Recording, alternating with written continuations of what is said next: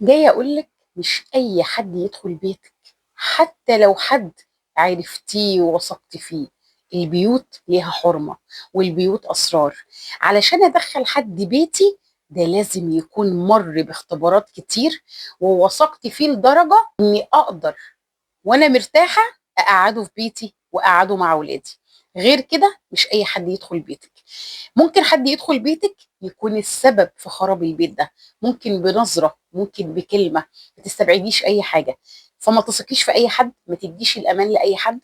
لازم اللي يدخل بيتي يبقى مصدر ثقة، يشبهني كتير، إنسان بفهمه وبيفهمني، إنسان بيحفظ الأسرار، إنسان ما بيحقدش، إنسان كل هدفه من زيارة بيتي هو أنا وقعدته معايا وبس. غير كده ما بيشغلش باله بأي حاجة تانية. يا أهلا وسهلا، ازيكم؟ أنا مروة ودي قناتي كوباية قهوة مع ميرو.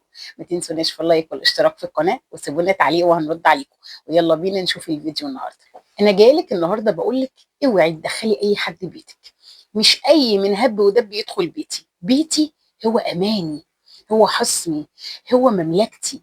مش اي حد يحط رجله فيها مهما يكون معرفة، صحاب، زمالة. اللي يدخل بيتي ده لازم يكون مقرب، لازم يكون في اريحية ما بيننا عالية توصلني وتوصله ان احنا ندخل بيوت بعض.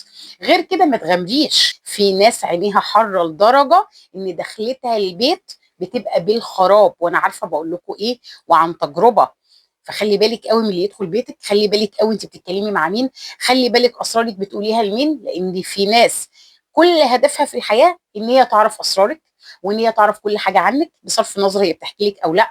او ممكن تكون بتالف قصص عشان تعمل نفسها بتحكي لك، لكن في الحقيقه هي عايزه تعرف كل حاجه عنك. والناس دي بتبقى من النوع الفضوليه، ناس عايزه تعرف كل حاجه وبس. لازم تعرفي ان لو حد دخل بيتك انت ما عندكيش ثقه فيه عاليه، فده بيعرضك لاضرار. منها الاضرار الملموسه، ومنها المعنويه، منها النفسيه. زي ايه؟ ممكن يكون اللي بدخله بيتي غير امين، من النوع اللي بيمد ايده، من النوع اللي بيسرق، ما عندوش مشكله في الحته دي. فساعتها انا هتصاب بصدمه سواء خدتي حقك منه. المشكله هنا ما بتبقاش كده، المشكله هنا بتبقى نفسيه، بيبقى كسر عندك حته الامان، ودي تمنها بيبقى غالي قوي. الجهه التانيه بقى من الناس بتبقى ناس بتفشي الاسرار. يعني واحده تدخل بيتك كل غرضها من الزياره تشوف بيتك فيه ايه، تشوفك اكلين ايه، ولادك لابسين ايه، عشان تطلع تنقل كل اللي شافته لناس تانية، سواء ناس مقربه سواء ناس بيكرهوكي. المهم ان هي داخله البيت عشان تنقل اخباره. ودي من الناس اللي بشوفها اخطر ناس، لان الناس دي مادام بتنقل اسرار، دي ناس لا تؤتمن نهائي على دخول بيتك. لازم تعرفي ان كل انسان فينا ليه طاقه. هتقولي لي ازاي؟ هقول لك، مش ساعات تقعدي جنب حد تحسي براحه، تحسي كده ان قعدته خفيفه، وفي ناس برضو تقعدي جنبها تحسي عايزه تطلعي تجري، وتحسي طاقتهم تقيله، وتحسي قعدتهم تقيله، وتحسي كلامهم مش مهضوم بالنسبه لك. مش في ناس كده وناس كده؟ كذلك اللي بيدخل بيتك، اللي بيدخل بيتك حامل طاقته، حامل طاقة جسمه، وبيدخلها بيتك. فمش أي حد دخله البيت، لأن ممكن يكون هو طاقته سلبية، أو ممكن يكون هو عنده مشاكل من نوع ما، يدخل لي بيتي يرميها في بيتي وبعد كده يمشي. وبعد كده اقول ايه؟ انا ليه لما الناس دول اجوا لي حسيت بيتي اتلخبط، حسيت المشاكل زادت، حسيت ان في حاجه غلط؟ لان مش اي حد يدخل البيت. وفي ناس تانية بنلاحظها لما بيجوا بيوتنا بيبقى كل هدفهم في القعدة ان هم يبصوا على كل حاجة، اللي تاخد بالها من الستاير، واللي تاخد بالها من تفاصيل السجادة، واللي تاخد بالها من تفاصيلك انت لابسة ايه. المهم إن كل حاجة مركزة فيها، كل تفصيلة في البيت اخدين بالهم منها. دي اكتر حاجة ممكن تضايقك وانت قاعدة، رغم انه بيتك وانت كل حاجة فيها راضياكي وعجباكي ومنظفة بشكل عاجبك. بس فكرة ان هم مركزين قوي دي بتتعب الواحدة. انتوا ليه مركزين؟ انتوا جايين لي ولا جايين للحيطه وجايين للسجاد وجايين للشاشه وجايين للستاره؟ ليه انتوا جايين لي؟ جايين تفرزوا كل حاجه في بيتي، ولا جايين تقعدوا معايا؟ لو نيتكم في جايتكم ليا ان انتوا تشوفوا كل تفاصيل بيتي، فمعناها ان جايتكم كانت من البدايه غلط، ومعنى استقبالي ليكم كان من البدايه غلط. اللي يجي بيتي يجي علشاني انا، يجي عشان يقعد معايا، يجي عشان نتكلم، نيجي نشرب حاجه سوا، تاخدي واجب الضيافه. غير كده انت جايه تتلصصي عليا، غير كده انت جايه تتجسسي عليا، بس بطريقه ان انا حبيبتك وان انا صاحبتك. رغم اننا بنروح للناس ولا بيفرق معانا عندهم ايه، ولا بيفرق معانا شكل بيتهم، وما بيفرقش معانا غير القعده الحلوه معاهم. لو قدموا لنا ابسط حاجه بنبقى فرحانين بيها، لكن في المقابل بتلاقي ناس بجد شياطين، بجد نيتهم في دخول بيتك غير نيتك خالص. وبرضه بامانه في ناس بتيجي بيتنا بنحسهم اكتر من اخواتنا، يمكن بتبقى اختي اللي ما جابتهاش امي، من التعامل ومن الرقي ومن جمال قعدتهم ومن سهولتها ومن خفه القعده. بجد والله انا في ناس اعرفها لما بتيجي بيتي انا قد ايه ببقى مستمتعه بالقعده معاهم، بجد ببقى مش عايزاهم يروحوا اصلا، حاسه انك اخده راحتك، حاسه انك مرتاحه، حاسه ان كل حاجه سهله. عكس ناس تانية بجد قعدتهم قد ايه تقيله. في حاجه تانية ما تنساهاش، ان فكره الضيافه نفسها عايزه مجهود. بمعنى ايه؟ لازم لما اعزم حد يجي بيتي او حد استضيفه في بيتي لازم اكون جاهزه له، اكون مرتبه له القعده اللي هيقعد فيها، اكون مروقه البيت بشكل ما يضايقوش، اكون مجهزه الحمام ليه لو حب يستخدم الحمام، ومن جهه تانية اكون مجهزه له حاجه اضيفه بيها، سواء عصاير سواء مأكولات، اي حاجه حلوه سريعه. المهم انك لازم تكوني جاهزه وعامله حاجه تقدميها للضيف ده.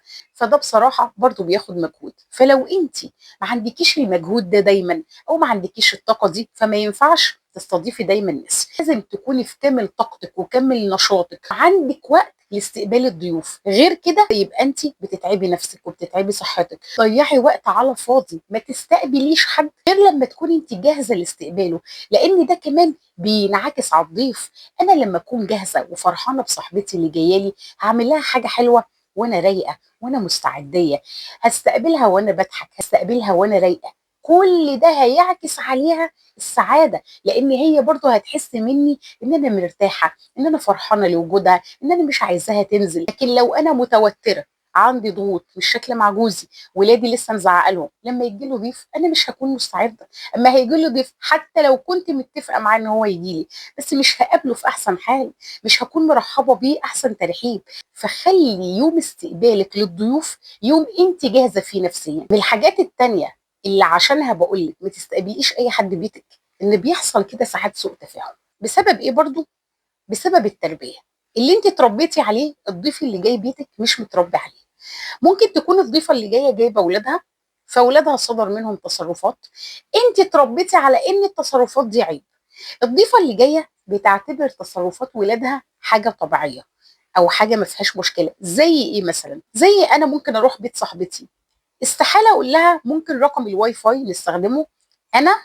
انا كمروه اتربيت على كده، سواء انت بتعملي كده او ما بتعمليش، دي حريتك الشخصيه. انا استحاله اروح عند حد اقول له انا عايزه رقم الواي فاي استخدم النت بتاعك، الا لو كان مقرب قوي وعارفه ان هو هيرحب بالحته دي. غير كده ما اقدرش اروح لضيف اقول له انا ممكن استخدم النت بتاعك، لان هو اكيد ماشي على قده، اكيد عامل باقه مناسبه لاولاده ومناسبه ليه، فما اقدرش ان انا اتقل عليه. انا جايه مش عشان اضايقه، انا جايه عشان نقعد مع بعض قعده حلوه. كذلك ولادي معوداهم على كده، احنا رايحين بيت حد مش مقرب او مش حد اخدين عليه قوي، ما ينفعش لما ادخل اطلب الواي فاي علشان اقعد العب على النت. ممكن واحده تيجي جايبه مثلا 3 4 عيال، كل عيل معاه تليفون، فهي لما بتيجي بيتي مثلا تقول لي افتحي لهم بقى الواي فاي عشان هم ما بيقعدوش غير على النت. ممكن اكون انا بتضايق او انا شايفه ان ده ما يصحش او ما ينفعش، هي ما تربتش على كده، فيبتدي يحصل سوء تفاهم ما بيننا، فابتدي انا احس بايه؟ باحراج. فمن هنا بقى ابتدي اعمل حدود اكتر، فيبقى صعب ان انا استقبلها تاني، او لو استقبلتها تاني هيبقى كل فتره والتانيه بعيده. ليه؟ لان انا ما ارتحتش للاسلوب ده، لان تربيتها غير تربيتي، منهجها غير منهجي، اسلوبها في تربيه ولادها غير اسلوبي في تربيه ولادي. او ممكن يكون الضيف اللي جاي لك عنده في شخصيته نوع من الجراءه مش عندك، فانت ما تتقبليش الجراءه دي. زي برضو واحده حكت لي قبل كده ان في ضيفه بتجي لها، هي صاحبتها وبتحبها وكل حاجه، بس عايزه تيجي لما تيجي البيت عندها تقلع هدومها وتقعد على راحتها قوي وهي عندها شاب كبير، فده بيعمل في النهايه سوء تفاهم، بيعمل مشاكل من نوع ما. فعشان كده بقول لك مش اي حد برضو يدخل بيتك. انا لو قررت اروح لواحده صاحبتي لازم استاذنها قبل ما اروح لها. ليه؟ عشان تلحق تجهز نفسها، تلحق تنظف المكان اللي انا هقعد فيه، تلحق تعمل لي حاجه حلوه تقدمها لي، حتى لو مش هتعمل لي حاجه حلوه، لو هتقدم لي شويه شاي تكون غاسله الكوبايه على الاقل اللي هتقدم لي فيها. المهم ان هي تستعد لاستقبالي، مش ان انا افاجئها. ممكن تكون هي من الناس اللي بتتحرج، بتبقى عايزه تظهر على اكمل وجه، فانا اعمل لها قلق، ساعتها هتعملي لها نوع من التوتر، هتقلبي لها يومها وهتقلبي وقتها. فالافضل قبل ما اروح لحد استاذنه. من الحاجات التانيه اللي بقول لك عشانها تستقبليش اي حد في بيتك، لو انت بيجيلك حد بيخليكي قاعده متوتره او متصنعه او بتترسمي، عايزه تظهري بشكل رديء، مش اخده راحتك، حاسه ان انت بتتكلفي في القعده، كل ده في النهايه هيصيبك انت بالتوتر وهيصيبك انت بالخنقه. بيتنا مكان للراحه، بيتنا مكان للامان. انا باخد راحتي فين؟ في الشارع؟ لا، في بيتي. فلازم اللي يجي لي بيتي اكون انا اللي قاعده مرتاحه، اكون انا اللي مستقبلاه وانا حاسه باريحيه وسعاده تخلي القعده تعدي معاه بسهوله. لازم تكوني على راحتك، ولازم تكوني فرحانه، ولازم تكوني سعيده. لازم تكوني وانت بتشربي المشروب بتاعك وهو قاعد قدامك الضيف ده قاعده مرتاحه، قاعده مش محروجه، قاعده مش بتداري في نفسك يمين وشمال. فدي من الحاجات اللي علشانها بقول لك ما تستقبليش اي حد بيتك. من الحاجات التانيه برضو اللي بتضايق قوي ان حد يجي لي بيتي طول ما هو قاعد يعيب على العفش، يعيب على السجاد، يعيب على لبسي، يعيب على اسلوب ولادي. دي حاجه ما تسمحيش بيها، ولو حصلت يبقى دي الزياره الاولى والاخيره للشخص ده لبيتي. ليه؟ لانه ما تقبلنيش على عيبي، ما تقبلنيش بوضعي ده. اللي ما يتقبلكيش بظروفك بوضعك، لو ما كانش عندك اغلى عفش ولا اغلى سجاده، لو ما احترمش ده يبقى استحاله هيحبك. لو ما احترمش ده يبقى استحاله يستاهل ثقتك ويستاهل ان انت تدخليه بيتك.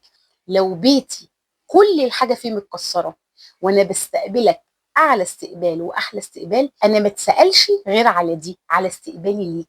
لكن لو انت مش مقدر قيمه استقبالي ليك وفرحتي بيك، يبقى انت ما تستاهلش تدخل بيت. تعال اقول لكم بقى على الناس اللي ممكن تجي لنا بيوتنا وانا بشوف ان دول اصعب من اللي عدوا بمراحل.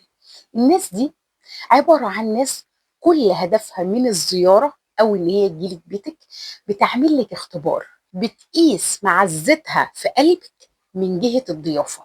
يعني بتشوف انت هتقدمي لها ايه لما تجيلك، ومن هنا بتحدد انت بتحترميهم قد ايه. ولا ليهم علاقة ظروفك حلوة ظروفك وحشة، هتقدري تعملي حاجة حلوة ولا لا. المهم عندهم ان احنا لما نيجي مثلا عند مروة نلاقي الحاجه اللي احنا بنحبها وزياده، تكوني مقدمه لهم مكان الحاجه ثلاث اربع حاجات، وهنا معناها ان انت بتحبيهم ومعناها ان انت بتقدريهم. غير كده يبقى انت ولا بتقدريهم ولا بتحترميهم، بالتالي بيحطوكي في الخانه دي علشان لما تجيلهم انت بقى في زياره يردها لك بالشكل ده بالظبط، لان هم بيحسبوها من الجهه دي. في نوعيه بقى من الناس، دي النوعيه اتقال عنها شر البليه ما يضحك. دي بقى اللي عليها علامه استفهام كبيره. ناس تجيلك بيتك مقربين صحاب، وفي النهايه يعني او في نهايه القعده يعرضوا هم عليكي ان هم ارتاحوا لدرجه ان قرروا يباتوا عندك، وهنا بيحصل لك صدمه. ومهما يكون قربنا، ازاي تعرضي عليا حاجه زي كده؟ انا ما عرضتهاش عليكي. يمكن بيتنا ما يسمحش ان حد يبات عندنا، يمكن السراير ما تكفيش، يمكن جوزي ما بيحبش كده، يمكن احنا من الناس المتحفظه لدرجه صعب ان حد يبات عندنا لان مش هناخد راحتنا او المكان يكون ضيق. في ناس بتعتبر ان الحاجه دي عاديه. ايه المشكله اما نبات عندك يوم او اتنين؟ اصل احنا حابين قوي القعده معاكي. ودي في الغالب بتبقى ناس من المقربين، ايوه، بس في نفس الوقت دي حاجه غلط، دي حاجه مش صح. اني انا استقبلك يوم او يومين دي ليها ثمن، دي ليها فواتير. فلو انت مش مقدره ان الحاجه دي ممكن تعمل عليا حموله او ممكن تعمل عليا ضغط من ولادي، ضغط من جوزي، لان ممكن اكون انا مرحبه بس اللي حواليا صعب يرحبوا بالحاجه دي، لان ده مش من الاحترام ولا من اداب الضيافه. وفي النهايه هقول لك مش اي حد يدخل بيتك، وخلي بالك على بيتك لان ده مملكتك. ولهنا اكون خلصت. ما تنسوناش في اللايك والاشتراك في القناه، وسيبوا لنا تعليق وهنرد عليكم. يلا سلام.